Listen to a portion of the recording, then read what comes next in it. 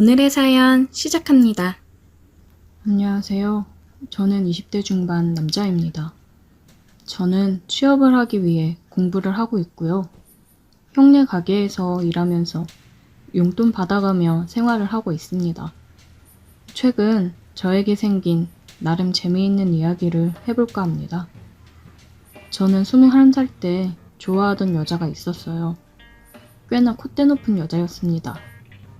저는 나름대로 그녀에게 제 마음을 표현했고 그녀도 긍정적인 반응을 보여줬습니다.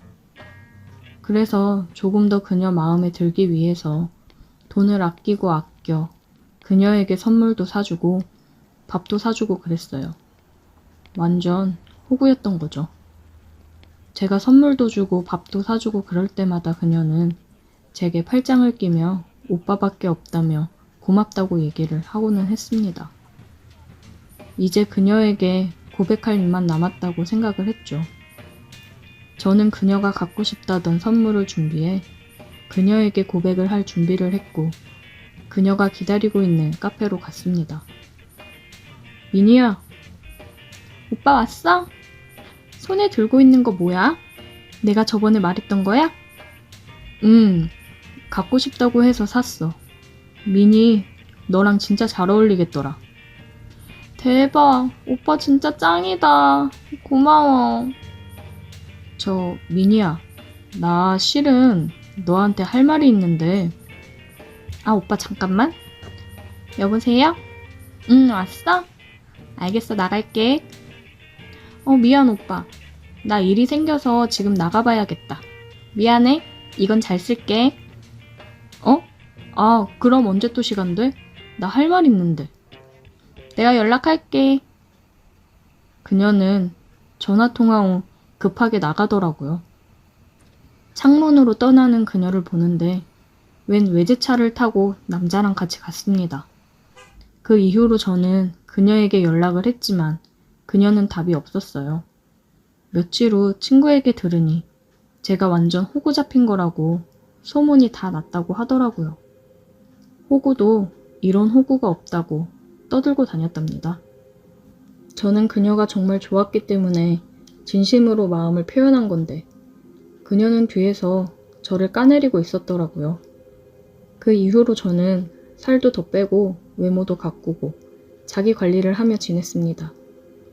그리고 시험 준비하면서 공부를 하다 형 가게에서 일을 하는데 친구가 술 한잔 하러 왔습니다. 야, 대박인 거 알려줄까? 뭔데? 왜 걔 있잖아. 네 첫사랑 미니. 요즘 다단계에 빠져서 애들한테 연락하고 장난 아니래. 그러다 민수랑 술 먹고 있는데 술집에서 만난 거야. 친한 척 하면서 너 연락처 아냐고 물어보더라. 대박이지? 걔도 진짜 염치 없다. 나한테 연락할 생각을 했대? 내가 그래서 네 연락처 알려줌. 돌았어? 내 연락처를 왜 알려줘? 너 사장이라고 그랬거든. 그러니까 완전 눈이 초롱초롱해졌더라고. 이번 기회에 너도 나름 복수해봐. 걔 그날도 우리 있는데 물건 팔으려고 엄청 얘기하다 갔어. 사주는 척하면서 너도 한번 약 올려봐. 친구 말을 들으니까 솔직히 좀 솔깃하긴 하더라고요. 그래도 설마 저한테 연락을 하겠나 싶어서 잊고 있었어요. 저는 가게에서 일을 하고 있었어요. 오픈 준비를 하고 있는데 손님이 들어오더라고요. 어서 오세요. 진혁 오빠? 와, 진짜 뻔뻔하게도 친구가 알려주자마자 가게로 찾아왔더라고요. 김민희? 와, 오빠 여기서 일해? 이게 얼마만이야. 너무 반갑다. 그러게, 오랜만이다. 반갑네. 오빠 바빠? 시간 괜찮으면 오랜만에 만났는데 얘기 좀 더 하면 좋을 텐데. 저는 정말 뻔뻔한 태도에 너도 한번 당해보라는 생각이 들었습니다. 수연아, 형 잠깐 나갔다 올게. 혼자 홀 좀 봐줘. 네, 다녀오세요. 잠깐 근처 카페 갈래? 응, 너무 좋아. 제게 팔짱을 끼며 찰싹 들러붙었습니다. 카페에 앉아 얘기를 했어요. 오빠, 진짜 더 멋있어졌다. 운동 많이 했나 봐? 그리고 가게는 오빠가 사장인가 봐? 아, 뭐 그렇지. 오빠 공부만 열심히 하길래 이런 가게 차릴 줄은 몰랐네. 그래도 오빠 여전히 너무 멋있다. 내가 대학 다닐 때 오빠 진짜 좋아했던 거 알지? 그랬나? 난 너가 내 연락 안 받아서 그 이후로 못 봤던 것 같은데. 내가? 설마 내가 번호가 바뀌었었나? 그래서 오빠랑 연락이 안 됐나 보다. 그래? 그랬을 수도 있겠다. 잘 지냈지? 그냥 그렇지 뭐. 안 그래도 오빠 오랜만에 생각나서 보고 싶었는데 어쩜 이렇게 딱 마주치지? 우리가 인연이 있긴 한가 봐. 그치? 그러게. 아, 근데 아까 가게에는 혼자 술 마시러 온 거야? 응? 아, 친구랑 만나기로 했는데 오빠 만나서 다음에 보자고 했지. 너무 반가워서. 그랬구나. 저는 그녀랑 계속 연락을 하면서 지냈어요. 연락하며 만나는 동안 계속 이것저것 저한테 권유를 하더라고요. 좋다면서 그러는 와중에 자기가 사고 싶은 게 있으면 저한테 사달라는 듯이 어필을 하더라고요. 저는 그중 작은 선물을 하나 해줬어요. 나름 신뢰감을 주기 위해서요. 오빠, 이거 좀 사주면 안 돼? 아, 나 이번에 실적 채워야 된단 말이야. 응? 제가 반응이 별로 없자 이제는 대놓고 사달라고 하더라고요. 얼마나 사야 되는데? 300 정도만 사주면 돼. 응? 응? 알겠어. 그럼 너는 나한테 뭐 해줄 거야? 오늘 밤에 나랑 같이 있을까? 미니가 날 얼마나 만족시켜주는지 볼까? 저는 그녀에게 먼저 호텔 가서 있으라고 했어요. 가게 정리만 하고 간다고요. 그녀는 신나서 준비하고 있을 테니 빨리 오라며 들떠 있었습니다. 1시간 정도 지나고 저는 룸으로 올라갔고 비싼 와인이랑 룸서비스 음식 비싼 것들을 잔뜩 시켰어요. 룸으로 올라가니 기다렸다는 듯이 그녀가 안기며 키스를 했습니다. 한참 키스를 하다가 저는 그녀를 진정시켰어요.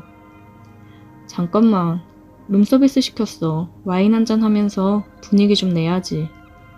진짜 로맨틱하다니까. 주문한 룸서비스가 도착했고 그녀는 눈이 휘둥그레졌습니다. 뭘 이렇게 많이 시켰어? 이거 되게 비싼 와인이잖아. 미니한테 내가 이 정도도 못 해줄까봐? 맛있게 먹어. 아, 그리고 오빠가 호텔 비용이랑 제품 주문할 비용 해서 내일 400만 원 보내줄게. 그걸로 주문해. 아, 진짜 오빠가 최고야. 고마워. 그녀는 신이 나서 와인을 홀짝홀짝 마시며 음식을 먹었어요. 그리고 그날 밤 그녀는 저를 만족시키기 위해 최선을 다했습니다. 오빠, 어때? 좋았어? 좋았어. 오늘 기분이 너무 좋다. 나도 너무 좋아. 사랑해, 오빠. 그녀는 제 품에 안겨 잠이 들었고 저는 새벽에 몰래 나왔습니다. 잘 먹었다. 이제 정신 차리고 똑바로 살아라. 쪽지를 남겨두고 집으로 왔어요. 다음날 아침 전화가 오더라고요. 전화를 받았더니 소리를 지르며 욕을 해댔습니다. 바보같이 제가 돈 줄 줄 알고 실적 채워야 돼서 자기 카드로 미리 제품 결제도 다 했다고 하더라고요. 화나서 소리를 질러대는데 얼마나 통쾌하던지 차단을 했습니다. 그리고 가게에는 찾아오면 저 모른다고 하라고 그랬어요. 어차피 시험 준비하던 게 잘 돼서 형 가게에서 일하는 거 그만둘 생각이었거든요. 그렇게 저를 호구 취급하며 뻔뻔하게 다시 들러붙더니 속이 후련했습니다. 이제 다시는 연락 오지 않겠죠. 덕분에 비싼 와인이랑 음식도 먹어보고 너무 좋았습니다. 다만 그녀에게 복수를 하고 한 가지 아쉬운 건 그날 밤에 정말 좋았는데 그 기분을 이제 못 느낀다니 그거 하나 딱 아쉽네요. 오늘의 사연 여기까지입니다. 오늘도 들어주셔서 감사해요. 구독, 좋아요, 알림 설정 부탁드려요. 오늘의 사연 시작합니다. 안녕하세요. 얼마 전 처음으로 독립해서 이사를 한 20대 남자입니다. 부모님 댁에 얹혀 살 때는 몰랐는데 독립을 해서 나만의 공간이 생기니까 정말 좋더라고요. 더구나 저는 밖에 나가 노는 것보다 집에 있는 걸 더 좋아하는 집돌이거든요. 가전은 거의 옵션으로 다 있는 곳이라 가구랑 집을 꾸밀 소품들을 구입하고 그랬습니다. 돈이 많지 않아서 중고로 살 수 있는 물건들은 중고로 구매하고 그랬어요. 그래서 저는 틈만 나면 당근을 하면서 제게 필요한 물건이 없나 확인하고는 했습니다. 한참 구경을 하다가 거실 소파 앞에 작은 테이블을 하나 놓고 싶었는데 딱 제가 원하는 스타일의 테이블이 올라와 있더라고요. 사진을 보니 상태도 거의 새 것처럼 좋아 보였고 가격도 괜찮아서 구매를 하고자 했습니다. 판매자에게 채팅을 했더니 물건이 아직 판매되지 않았고 가구이다 보니까 직거래를 원한다고 하더라고요. 저희 집에서 멀지 않은 곳에 위치해 있어서 차를 끌고 다녀와야겠다고 생각을 했습니다. 여자분 혼자서 들고 가기에는 조금 무거울 수 있는데 괜찮으실까요? 아, 괜찮습니다. 저 건장한 남자라 그 정도는 들 수 있어요. 아, 남자분이셨구나.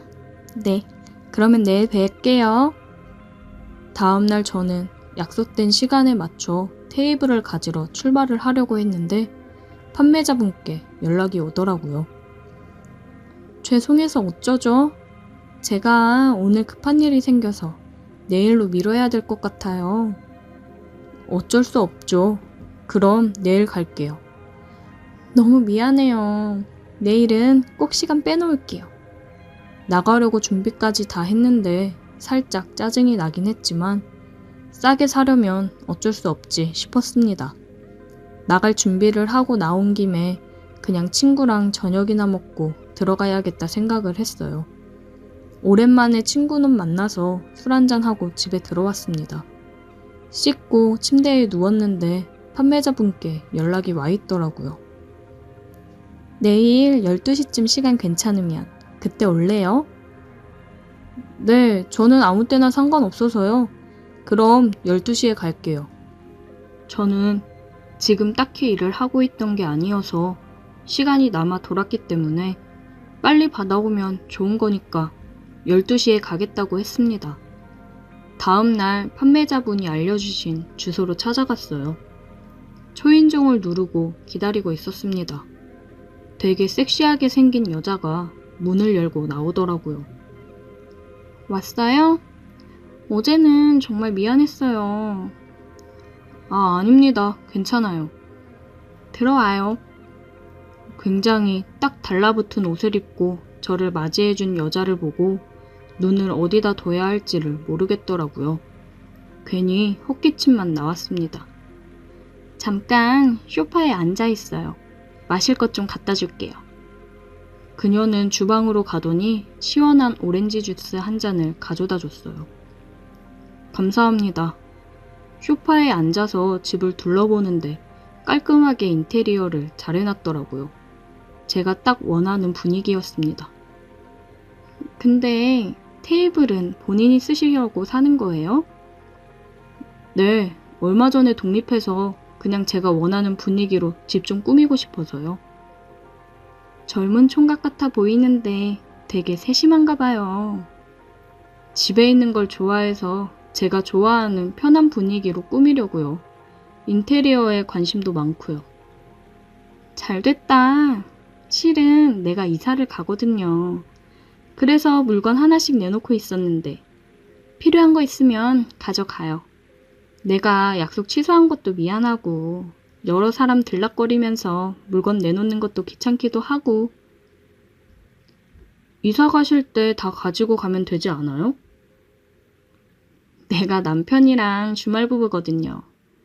그러다가 이제 남편 있는 쪽으로 아예 내려가기로 했는데 어차피 남편 집에 물건들이 이미 다 있어서 필요가 없어요.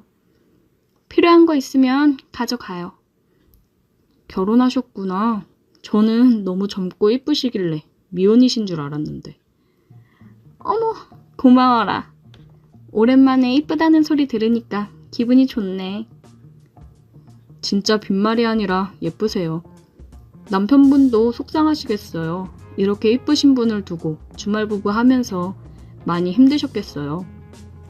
맨날 밖에서 술 먹고 돌아다니느라 신났을걸요. 이제 자유가 끝났으니 힘들어할 수도 있겠네. 아, 밥 안 먹었죠? 점심시간인데 밥이나 먹고 가요. 네? 아니요, 괜찮습니다. 이거 가지고 가서 집에서 먹으면 됩니다. 내가 혼자 먹기 싫어서 그래. 말했죠? 주말 부부라고. 매번 밥 혼자 먹는 게 얼마나 외롭던지. 준비할 테니까 먹고 가요. 아, 진짜 괜찮은데. 그럼 감사히 먹겠습니다. 그녀는 정말 외로웠던 건지 오늘 처음 보는 저에게 밥을 먹고 가라고 했습니다. 저야 너무 땡큐였죠. 테이블도 마음에 들었는데 다른 소품이랑 가구들도 필요하면 가져가라고 하니 완전 좋았습니다. 그리고 무엇보다 예쁘고 섹시한 그녀가 제 스타일이기도 했고요. 그녀는 많이 외로웠는지 신이 나서 계속 떠드는데 그 모습도 귀여워 보였어요. 밥을 먹는데 굉장히 맛있었습니다. 그녀가 차려준 맛있는 밥을 먹고 이제 저는 물건을 가지고 가려고 했어요. 천천히 둘러보고 필요한 거 있으면 가져가요. 정말 그래도 돼요? 그럼 뭐든지 다. 어차피 큰 가구들이나 가전은 좁은 저희 집에 필요도 없었고 저는 인테리어 소품들을 천천히 둘러봤어요. 소품들 몇 개를 고르고 다 골랐다고 테이블이랑 함께 가져가려고 했습니다. 진짜 다 골랐어요? 나도 골라도 되는데. 네? 그녀는 계속 제게 요상한 눈빛을 보내더니 제 귀를 의심할 만한 소리를 하더라고요. 내가 계속 남자 구매자 나오기를 기다렸거든. 말했지? 너무 외롭다고. 생긴 것도 잘생겼고 너무 좋은데. 나 어때? 나도 가져볼래? 순간 귀가 빨개지고 심장이 쿵쾅거리더라고요. 생각지도 못한 상황에 입이 안 떨어졌습니다. 침묵은 긍정의 의미인 건가? 그러더니 그녀는 제게 다가와서 키스를 했습니다. 어떻게 해야 될지 모르던 저는 그녀가 키스를 하자 정신을 차리고 그녀의 키스를 받아들였습니다. 제가 구입하기로 한 테이블 옆 소파에 그녀를 눕혀 우리는 하나가 되어 뜨거워졌습니다. 정말 이래도 되는 걸까라는 생각과 어차피 이사가면 마주칠 일도 없을 사람인데 뭐 어때라는 생각이 제 머릿속을 휘저었어요. 결국 에라 모르겠다 라는 생각으로 저는 그 시간에 흠뻑 취해 있었습니다. 한참 시간이 흐른 후 정신을 차리고 저는 테이블과 소품을 들고 집으로 왔어요. 집에 오니 또 그녀에게 연락이 오더라고요. 아직 소품 많은데 더 가지러 올래? 저는 그녀와의 시간이 너무 좋았지만 더 이상 이러면 안 될 것 같아서 그녀를 차단해버렸습니다. 외로운 유부녀는 정말 위험하구나 뼈저리게 깨닫게 된 계기였어요. 그리고 나는 절대 주말 부부를 하면 안 되겠구나 생각이 들더라고요. 그녀에게 제 번호를 알려주지 않고 채팅으로만 대화를 한 게 얼마나 다행인지 모르겠더라고요. 저도 당근에 물건을 올린 게 있는데 그녀는 계정을 바꿔서 제게 채팅을 걸어왔어요. 그날 자기가 별로였냐, 왜 차단했냐, 다음 주에 이사하니까 그 전에 한 번 더 와라. 계속 채팅을 보내더라고요. 저는 탈퇴를 하고 계정을 바꿔버렸습니다. 혹시나 그녀가 제 번호라도 알았다가는 제 인생이 나락으로 떨어졌을 수도 있겠다 생각이 들었습니다. 이제 앞으로는 해서는 안 될 행동은 하지 않으려고요. 오늘의 사연 여기까지입니다. 오늘도 들어주셔서 감사해요. 구독, 좋아요, 알림 설정 부탁드려요. 오늘의 사연 시작합니다. 안녕하세요. 저는 취업을 해서 이제 어느 정도 자리를 잡은 30대 남자입니다. 제가 취업을 하러 서울에 올라오기 전 사랑에 빠졌던 여자와의 이야기를 해볼까 합니다. 저는 대학 졸업 후 취업을 준비 중이었습니다. 서울에서 대학을 졸업하고 일도 안 하는데 마냥 서울에 있을 수 없겠다 싶어서 본가로 내려와서 부모님 집에서 지내며 공부를 하고는 했어요.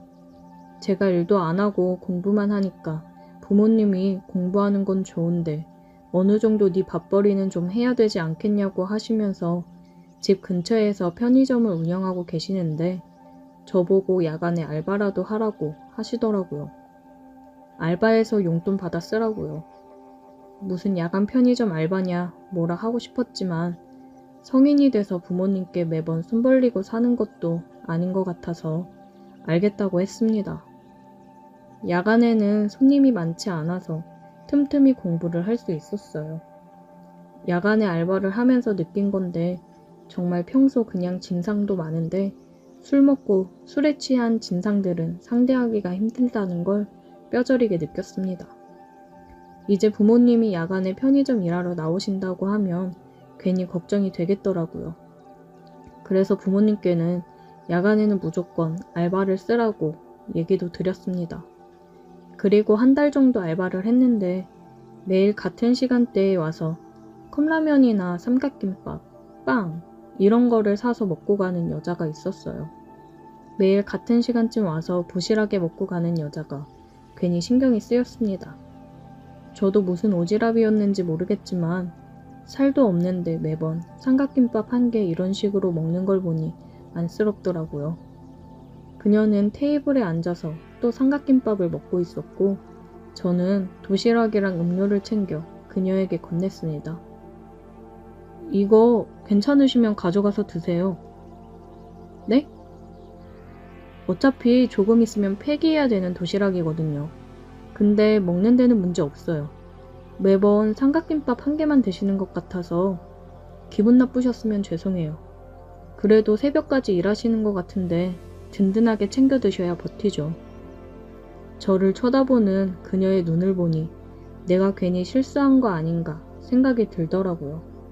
그녀 입장에서는 괜한 동정이라고 생각할 수도 있겠다 싶었습니다. 아, 감사해요. 잘 먹을게요.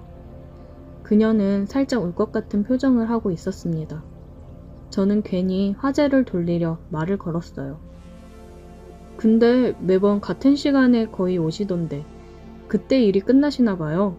새벽까지 일하는 거 힘드시죠? 저도 새벽 알바 해보니까 이게 장난 아니더라고요. 아, 네. 저 앞 고깃집에서 일해요. 새벽에 일하는 게 돈을 더 받을 수 있으니까 하게 되더라고요. 그리고 오전에도 알바 하나 더 할 수 있고요. 이 여자 참 열심히 사는 여자구나 싶었어요. 왜인지 모르게 그녀랑 대화를 하니까 마음도 편해지고 재미있었습니다. 시간 가는 줄 모르고 대화를 했던 것 같아요.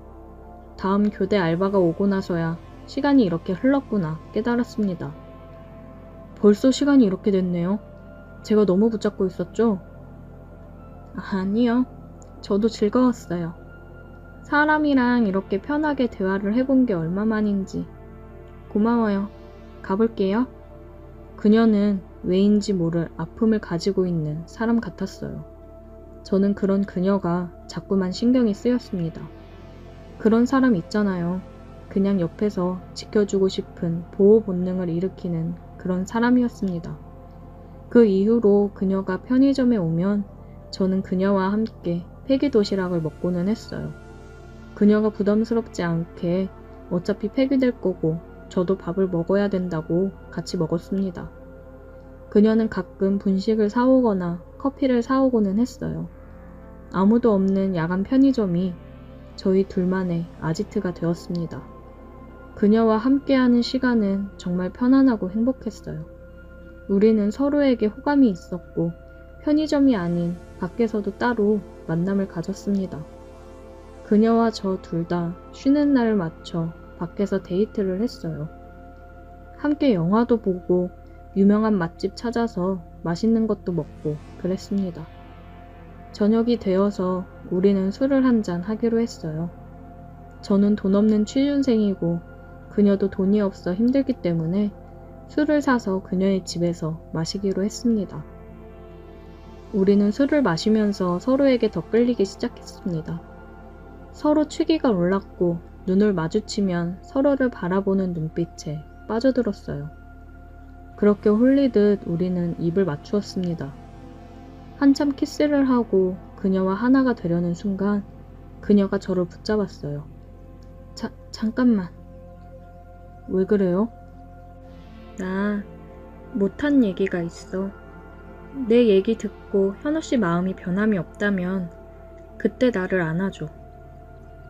갑자기 진지하게 못다한 이야기가 있다고 하니 무슨 이야기일지 살짝 겁이 났습니다. 더 깊어지기 전에 말해야 했었는데 현우 씨랑 함께하는 시간들이 너무 행복해서 말하기가 어려웠어. 나 실은 이혼한 돌싱녀야. 아이도 있고 전 남편이 바람펴서 이혼했는데 내가 경제적 능력이 없다 보니까 아이를 못 데리고 나왔어. 그래서 지금 악착같이 돈 벌고 있는 거야. 미리 말 못해서 미안해. 그녀 혼자 속으로 얼마나 끙끙거렸을지 안타까웠어요. 저는 이미 콩깍지가 씌일 대로 씌어서 그녀가 애딸린 이혼녀라는 건 중요하지 않았습니다. 아직은 가진 게 없지만 취업하고 그녀를 행복하게 해줄 자신이 있었어요. 정말 철이 없었던 거죠. 상관없어요.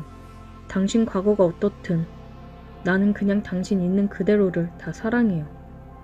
그녀는 뜨거운 눈물을 흘렸고 저는 그런 그녀의 눈에 입을 맞추며 그녀에 대한 제 마음을 표현했습니다. 우리는 진정으로 하나가 되었어요. 그 순간을 아직도 잊을 수 없습니다. 그 이후로 우리는 정식으로 사귀게 되었어요. 마냥 청순하고 여린 사람이라고 생각을 했는데 만나면 만날수록 그녀는 밤이 되면 다른 사람인 것처럼 저를 휘어잡았습니다. 낮과 밤이 다른 그녀의 매력에 저는 더 빠져들 수밖에 없었어요. 그녀는 일이 끝나면 항상 제가 있는 편의점으로 왔고 저희는 만날수록 점점 더 대범해졌습니다. 사람이 없는 새벽 시간이다 보니 그녀와 함께 직원용 창고로 들어가 사랑을 나누고는 했어요. 손님이 들어오는 종소리가 들릴 때면 정말 스릴 넘쳤습니다. 그날도 그녀와 함께 창고로 들어가 키스를 나누고 있었습니다. 지금 뭐 하는 짓이야?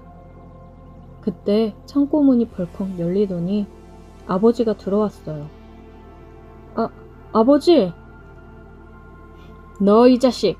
정신이 있는 거야 없는 거야? 너무 놀라 말이 안 나오더라고요. 저는 그녀를 집으로 먼저 보냈습니다. 그녀는 연신 어떡하냐면서 걱정을 했고 아버지한테 죄송하다는 말을 남기고 갔습니다. 아버지에게 사정을 다 설명했고 그녀를 사랑한다고 함께 하고 싶다고 얘기를 했습니다. 야, 이 자식아.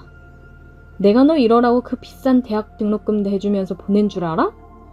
그리고 애 있는 이혼녀가 가당키나 하냐? 너 정신 안 차릴래? 그럴 거면 당장 서울로 올라가! 아버지, 저 민정이 포기 못해요. 아주 연병을 하네. 너 한마디만 더 하면 너한테 이제 아무런 지원 안 해준다. 정신 차리고 서울 다시 가. 후회할 행동 그만하고 오늘 날 박는 대로 서울 올라가라. 완강하게 반대를 하는 아버지 때문에 저는 다시 서울로 올라가게 되었고 그녀와 이별을 하게 되었습니다. 저를 위해서인지 오히려 그녀가 제 연락을 피하고 받지 않더라고요. 한참 연락을 해봤지만 그녀에게서 답은 없었습니다. 저는 정신 차리고 열심히 취업 준비를 했고 취업해서 자리 잡은 지 3년이 되어 갑니다. 이제 어느 정도 능력을 갖추기도 했고 계속 생각이 나는 그녀에게 다시 연락을 해보고 싶은 마음입니다. 하지만 정말 제가 그녀와 그녀의 아이까지 책임을 질 수 있을까요? 확신이 없기 때문에 그녀에게 다시 연락을 하는 게 망설여지네요. 그녀가 어떻게 지내고 있는지 소식이라도 듣고 싶은데 소식조차 알 수 없으니 더 애틋하고 그리운 것 같습니다. 나중에 더 후회하기 전에 연락을 한번 다시 해보는 게 좋을까요? 제가 연락을 하는 게 그녀에게는 상처가 될 수도 있을까봐 망설이게 됩니다. 저는 어떻게 해야 되는 걸까요? 오늘의 사연 여기까지입니다. 오늘도 들어주셔서 감사해요. 구독, 좋아요, 알림 설정 부탁드려요.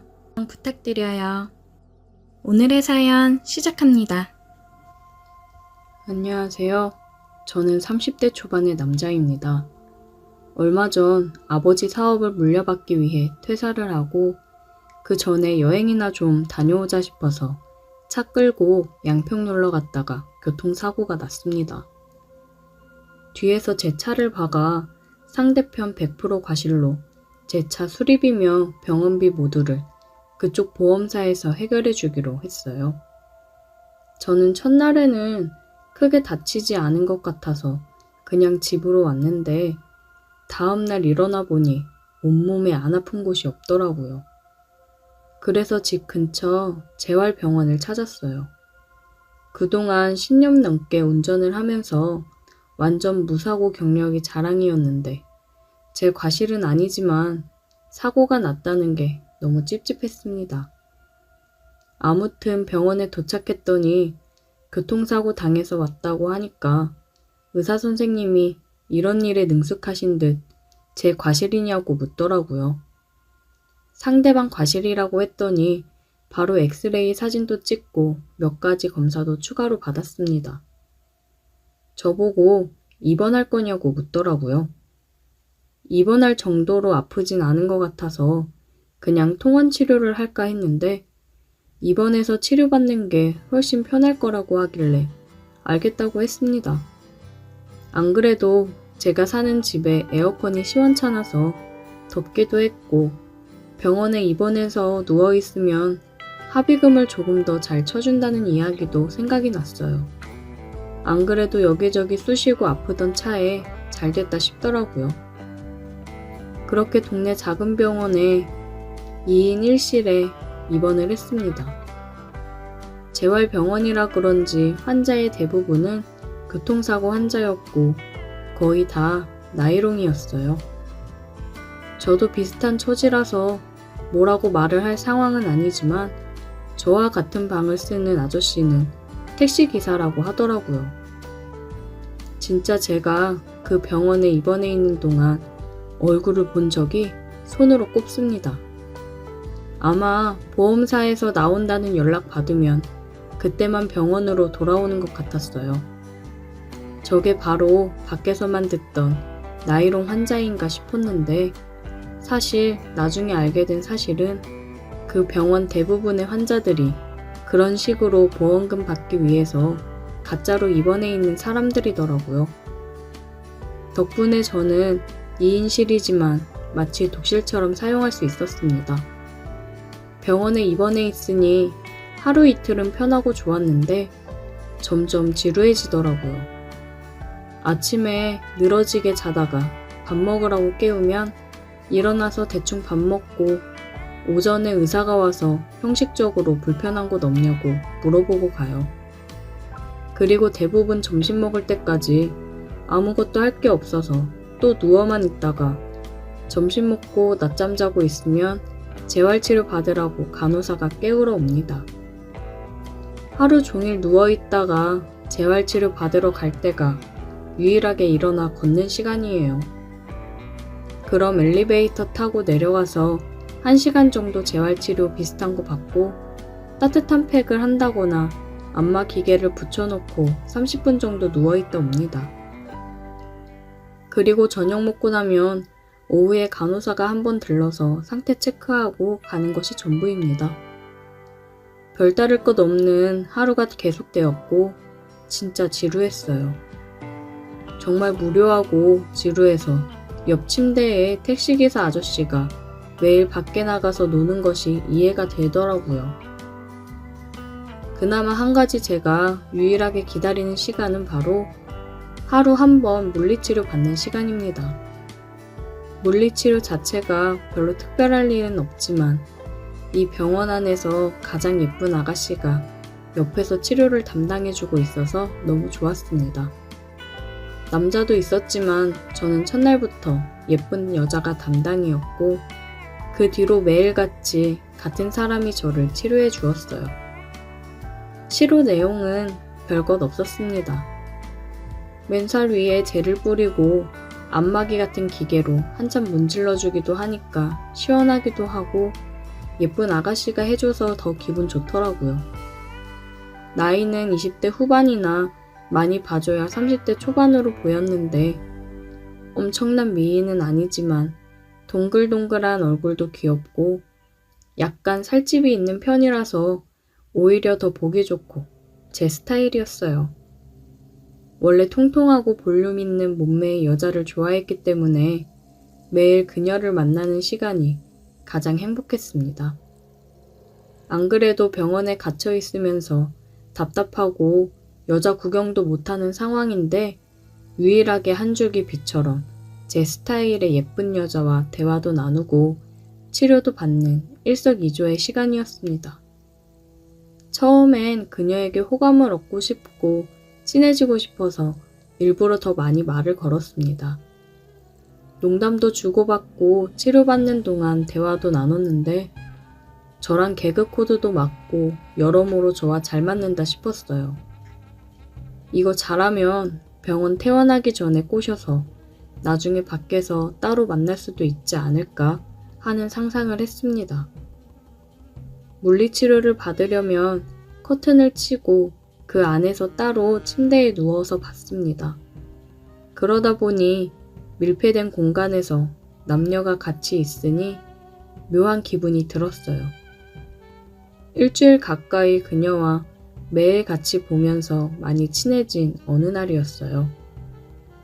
제가 목이랑 허리가 안 좋아서 항상 엎드려서 치료를 받았었는데 그날은 똑바로 누워서 배 쪽을 하더라고요.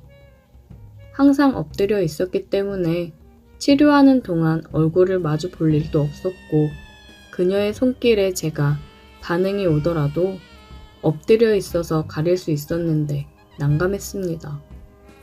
병원이라는 공간에서 어떻게 해소할 방법도 없어서 많이 쌓여 있었어요. 손만 대도 민감해진 상황에서 젊은 여자가 젤을 바르고 제 몸을 만진다고 상상만 해도 짜릿해지는 느낌이었습니다. 아무튼 치료를 해야 한다고 해서 저는 똑바로 누웠어요. 평소 같으면 잡담도 많이 하고 오늘 있었던 일이나 재미있는 이야기를 하면서 시간을 보냈을 텐데 똑바로 누워 얼굴을 바라보고 있으니 왠지 서로 긴장이 되더라고요. 저는 그렇다 치고 그녀까지 평소와는 달리 아무런 말도 없이 치료만 하고 있었고 커튼 속의 그 방은 야릇한 분위기가 생겼어요. 한번 상상해보세요. 젊은 남녀 둘이서 커튼 쳐진 좁은 공간에 들어가 있고 저는 침대에 누워서 상반신을 다 내놓고 있었는데 오직 라텍스 장갑 하나만 끼고 있는 여자가 여기저기 만지고 있었으니까요. 그렇게 서로가 의식하며 뭔가 야릇한 분위기가 흘렀고 10분 정도 서로 아무 말 없이 있었는데 그녀가 제 배 위에 젤을 바르고 라텍스 장갑을 낀 손으로 만져주는데 솔직히 그게 너무나도 자극적이어서 저도 모르게 아래가 점점 고개를 쳐들기 시작했습니다. 마침 하의를 헐렁하게 입고 있어서 너무나도 티가 나더라고요. 진짜 순간 창피해서 죽고 싶었고 그녀도 금방 눈치를 채고는 얼굴부터 귀까지 빨개지는 게 느껴졌어요. 저는 죄인이 된 것처럼 눈을 감고 아무 말도 하지 않았습니다. 그동안 그녀와 친하게 지내고 좋았던 관계까지 다 끝나버릴 거라고 생각했어요. 한참을 또 말없이 치료가 진행되었고 여전히 제 아래쪽을 힐끔힐끔 보고 있던 그녀가 결국 못 참고 먼저 입을 열었어요. 건강하시네요? 아, 네, 제가 건강하긴 하죠. 괜한 헛기침을 하며 말을 했고 진짜 너무나도 민망해 죽는 줄 알았습니다. 건강하긴 쓸데없이 건강했죠. 이걸 웃어야 할지 울어야 할지 그 다음부터 너무 당황해서 아무런 이야기나 쏟아냈습니다. 제가 원래 아무한테나 그렇게 반응하고 그러는 사람이 아니에요. 진짜 이쁘고 제 마음에 드는 사람한테만 그러는 건데 너무 이쁘시고 제 이상형이라 저도 모르게 그만. 제가 하는 말이 마음에 들었는지 그녀가 피식 웃더라고요. 저 좋아하세요? 네, 좋아요. 제 이상형이에요. 태어나고도 볼 수 있을까요? 제가 하는 고백 같은 말이 통할 거라고는 생각하지 않았고 그냥 분위기를 밝게 전환하고 싶었어요. 하지만 제 예상과는 전혀 다르게 제 이야기를 들은 그녀가 묘하게 웃으며 저를 보더니 손으로는 계속 치료를 하고 있었고 상체는 제 쪽으로 다가와서 누워있는 제 입에 입술을 가져다 댔어요. 저는 태어나서 그렇게 짜릿한 느낌의 키스는 처음이었습니다. 커튼 밖으로는 다른 사람들 움직이는 소리가 다 들리고 있지. 그녀는 누워있는 제게 입을 맞추고 저를 달아오르게 하지. 미치는 줄 알았습니다. 만약 이곳이 병원이 아니었다면 저는 당장 미쳐 날뛰었을 거예요. 장소가 병원이고 커튼 밖으로는 사람들이 있기 때문에 조심스러워지더라고요. 입원해 있으면서 많이 힘들었나 봐요? 이렇게만 해도 너무 좋아하는데요? 너무 좋아요. 저 지금 구름 위에 누워있는 기분이에요. 제가 더 기분 좋게 해줄게요. 그녀는 조심스럽게 저를 기분 좋게 해주었습니다. 정말 살면서 가장 가슴 떨리는 순간이었어요. 그리고 나서 저는 치료를 받으면서 계속 그녀와 몰래 즐겼고 얼마 지나지 않아서 상대방 보험사에서 찾아와 합의를 하고 퇴원하게 되었습니다. 마지막 퇴원하는 날 그녀에게 찾아가서 연락처를 받아냈고 그 뒤로 지금까지 만남을 이어가고 있어요. 병원에서 저와 함께 매일 시간을 보내면서 그녀도 저에게 마음이 있었다고 하더라고요. 역시 제 예상대로 약간 통통한 그녀는 정말로 너무나 화끈했습니다. 제가 퇴원하자마자 다음날 바로 만나서 술 마시고 키스하고 그녀의 집까지 초대받아서 들어갈 수 있었어요. 그 뒤로 지금까지 잘 만나면서 사귀고 있고 요즘도 가끔 제게 그런 방법으로 키스를 해주곤 하는데 아무래도 처음 그 느낌은 아니지만 그래도 너무 좋습니다. 교통사고 당한 게 재수없는 일이라고 생각할 수도 있지만 제게는 덕분에 푹 쉬면서 새 여자친구도 만들 수 있게 해줘서 고맙게 생각해요. 오늘의 사연 여기까지입니다. 오늘도 들어주셔서 감사해요. 구독, 좋아요, 알림 설정 부탁드려요.